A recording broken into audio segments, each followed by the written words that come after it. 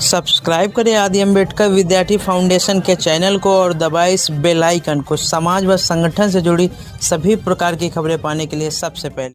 सभी साथियों को जय भीम। और आज मैं आपको बहुत एक बड़ी शख्सियत से मिलाने जा रहा हूँ जो मुंबई से चलकर यहाँ लखनऊ साइकिल से आए हुए हैं और शिक्षा संविधान के बारे में लोगों को जानकारी दे रहे हैं, घर घर मतलब बस्तियों में घूमकर साइकिल से ही। तो आइए हम मिलते हैं एक ऐसे शख्स से, उनसे आपका परिचय कराते हैं। तो सर आप अपना परिचय दीजिए प्लीज। सबसे पहले सभी को जय भीम, जय भारत, जय संविधान। मेरा नाम मुकेश कुड़िल है और मैं जलगांव महाराष्ट्र से रहने वाला हूँ। आपने मुंबई का नाम सुना ही है, तकरीबन 400 किलोमीटर दूर मेरे गांव से मुंबई है। और जलगांव का आप केला जरूर खाते होंगे, तो हमारे डिस्ट्रिक्ट का केला बहुत प्रसिद्ध है, इसलिए मैं खास करके बोलूंगा। संविधान साक्षरता अभियान, ये मेरे अभियान का नाम है और तकरीबन 1800 किलोमीटर की मैं दूरी तय करके जलगांव से होते हुए लखनऊ से गुजरकर दिल्ली जाने वाला हूँ। और वहाँ विश्व रत्न डॉक्टर बाबा साहेब अम्बेडकर जी को वंदन करते हुए 26 नवंबर जो हमारे पूरे देशवासियों का संविधान दिन होता है, वहाँ पे मैं बाबा साहब की स्मृति को वंदन करूंगा और मेरा अभियान का वहाँ पे समारोह करूंगा। अच्छा सर, आपने ये क्यों सोचा कि इस तरीके से हम मुहिम चलाएंगे? देखिए, शिक्षा, हमारे सभी महापुरुषों ने बोला कि शिक्षा का हमारे जीवन में, सभी के जीवन में महत्व सबसे बड़ा है। बाबा साहब ने बहुत शिक्षा हासिल की, जहाँ उनको उचित लगा वहाँ जाकर उन्होंने शिक्षा हासिल की। तो हमें हमेशा सीखते रहना चाहिए। मुझे बाबा साहब की एक बात बहुत इंस्पायर करती है कि बाबा साहब ने कहा है कि मैं विद्यार्थी हूँ। देखिए, दुनिया का सबसे ज्यादा पढ़ा लिखा एक व्यक्ति खुद को विद्यार्थी कहता है। तो हमें पढ़ते लिखते रहना चाहिए। हम पढ़ने लिखना जान गए, हम अक्षर को पहचान गए, लेकिन हम संविधान नहीं पढ़ते। संविधान, या तो मैं कहूंगा कि ज्यादातर लोग नहीं पढ़ते, ये मेरा अपना निजी अनुभव भी है। तो मैंने सोचा कि क्यों ना हम संविधान साक्षरता की बात करें। जैसे हम लिखना पढ़ना जान गए तो हम पढ़ते हैं, खुद को साक्षर कहते हैं, लेकिन संविधान हम पढ़ना शुरू करेंगे तो हम संविधान साक्षर होंगे। देखो, महापुरुषों के अथक परिश्रम से भारत को संविधान मिला है। हमें आजादी भी इस शर्त पे मिली थी अंग्रेजों से कि हमें खुद का संविधान बनाना पड़ेगा। शायद आपको पता है नहीं है, आजादी के पहले 1946 में ही संविधान सभा का गठन हुआ था और संविधान सभा के गठन होने के बाद 47 में जब पाकिस्तान और भारत अलग हुआ तब हमें आजादी मिली। उसके बाद हमारी प्रक्रिया कंटिन्यू चलती गई और सन 1949 को हमें हमारे देश का संविधान मिला और हम 1950 26 जनवरी को हमारा गणतंत्र दिन मनाते हैं। तो यही उपलक्ष्य में मैंने सोचा कि संविधान साक्षरता यानी संविधान पढ़ने की कोशिश हम क्यों ना करें। हम इसी के साथ बच्चों को एजुकेशन की बातें भी करते, बच्चों के साथ जाते। मात्र जिनकी उम्र आज एजुकेशन की नहीं रही, 30-35 साल की उम्र हो गई है, उन्हें हम संविधान एजुकेशन की बात करते, संविधान साक्षरता की बात करते, उनसे रूबरू होते, उनसे फेस टू फेस बात करते और संविधान के बारे में उनसे बात करते। सर जो है, आपने मतलब कितने जिलों में और कितने प्रदेश में आप घूम चुके हैं अभी तक? सर मैं ये मेरा दूसरा मौका है जब मैं दिल्ली जा रहा हूँ। तो मैं जलगांव यानी महाराष्ट्र, मध्य प्रदेश, उत्तर प्रदेश, दिल्ली, ऐसा मैंने 4 राज्यों का सफर किया। और मैं बताना चाहूंगा कि मैं संपूर्ण महाराष्ट्र के 36 जिले होते हैं और उसमें 32 जिले का प्रवास मैंने साइकिल और कुछ जगहों पे बाइक से किया है। तो मैं 40 दिन का ये सफर मैंने मेरे महाराष्ट्र में किया था। मेरा मूल उद्देश्य था कि संविधान के बारे में लोगों को कितनी जानकारी है।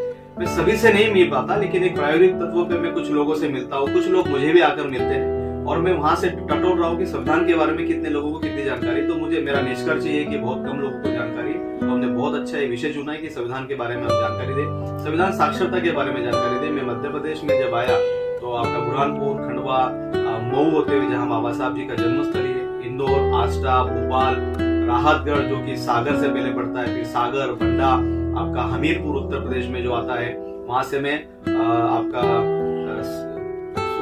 हमीरपुर के बाद में मैं आगे निकला और आज कानपुर था। कानपुर के बाद में मैं लखनऊ आया, यहाँ से सीतापुर, शाहजहांपुर, बरेली, मुरादाबाद, हापुड़ होते हुए मैं दिल्ली जाऊंगा। अच्छा, ये जब आप साइकिल से निकलते हैं तो आपको कई कठिनाइयां भी होती होंगी। इतना ठंड हो रहा है, रात में ठंड पड़ जाती है और गर्मी में इतनी गर्म हो जाती है, तो उसको कैसे आप मैनेज करते हैं? शायद निसर्गों का ये है कि मुझे ज्यादा तकलीफ नहीं होती। ठीक है, कुछ है, लेकिन मैं उस पर फोकस नहीं करूंगा। ठंडी का विषय है कि ठंडी रात में ज्यादा होती है, तो मैं रात में कभी भी प्रवास नहीं करता हूँ। अपनी खुद की जिम्मेदारी मुझ पे है, मेरे परिवार की जिम्मेदारी, तो मैं उसका संरक्षण करते हुए मैं रात को प्रवास नहीं करता, जिससे रात को ठंडी का कोई विषय नहीं आता। और हमारे संविधान मानने वाले बहुत से भाई लोग हैं, हमारे एक विचार के जो लोग हैं, वो मेरे रहने के और खाने का भी बंदोबस्त कर देते हैं, तो उनका मैं शुक्रिया अदा करूंगा। तो उस वजह से ठंडी का मुझे प्रॉब्लम नहीं आता। साइकिल चलाते हुए आपके शरीर में बहुत सारी ऊर्जा होती है, तो थोड़ा सा प्रॉब्लम होता है, ठंडी का ही प्रॉब्लम है, और प्रवास भी करना पड़ता है, पूरा बदन दुखता है। लेकिन जब आप एक निर्णय लेते हो और उस निर्णय पे काम जब करते हो, तो ये जो सब कठिनाई अपने आप दूर हो जाती है। आपने पहले पढ़ा होगा कि काका गागा को पहचानो, अलिफ को पढ़ना सीखो। ठीक उसी मिशन पर जो मुकेश कुरेल जी चल रहे हैं कि काका गागा को अगर आप पहचान गए हैं, आप तो संविधान को पढ़ना सीखें। तो उसी मिशन को आगे लेकर बढ़ा रहे हैं संविधान साक्षरता अभियान के तहत। मैं चाहूंगा कि आप इनसे जुड़ें और इनको लोगों तक जो है अपनी बात पहुंचाएं। ये बहुत अच्छा मिशन चला रहे हैं, तो आपका बहुत बहुत आभार कुछ कहेंगे यहाँ पर आने के लिए। तो सर, आप कुछ कहना चाह रहे हैं? मैं आखिर में एक बात कहना चाहता हूँ, मैं दिल्ली क्यों जाऊँ? अनेक लोगों को ये प्रश्न होता है कि फिर मैं दिल्ली क्यों जाऊँ।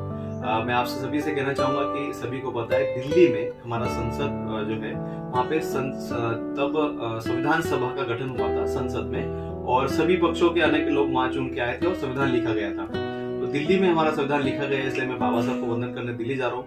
जितने ही कायदे जो कानून बनते हैं वो दिल्ली में बनते हैं। तो मैं महामहिम राष्ट्रपति जी को इस माध्यम से एक निवेदन देने जा रहा हूँ। मैंने पिछले बार भी दिया, 2020 से मैं कंटिन्यू ये काम कर रहा हूँ कि भारत के सभी स्कूल, कॉलेजेस, महाविद्यालय, शासकीय office, railway station, bus stand, ये जितने भी सार्वजनिक जगह यहाँ पे संविधान की कॉपी बाहर रखी जाए, जिससे वहां आने वाला व्यक्ति उस संविधान को देखे, जाने, छूने की कोशिश करे, आकर्षित होए, और वो भविष्य में संविधान पढ़ने के लिए अपनी एक पहल करे। तो इससे संविधान भी लोगों के बीच आएगा और संविधान पढ़ा जाएगा। हमारे बहुत से लोग इस माध्यम में भी मदद कर रहे हैं, और मैं आपसे भी विनती करूंगा कि आप संविधान पढ़ने की कोशिश करें। धन्यवाद। जैसा मैंने बताया कि अभी कुछ दिन पहले भी हम लोग स्कूलों में संविधान पढ़ाने के लिए प्रयासरत हैं, और ठीक उसी तरीके से ये भी मिशन है। तो जैसे कि हम लोगों का जो लक्ष्य है कि हमारा संकल्प शिक्षा ही एकमात्र विकल्प, उसी आधार पर भी इनका भी यही विकल्प है कि अगर आप साक्षर हो गए हैं तो बाबा साहब का संविधान पढ़ें और शिक्षित हमेशा होते रहें और दूसरों को भी करते रहें। तो आपसे मिलकर बहुत अच्छा लगा। मैं इसी बात को लेकर अपनी वाणी को विराम करता हूँ। जय भीम, जय समाज, जय संविधान।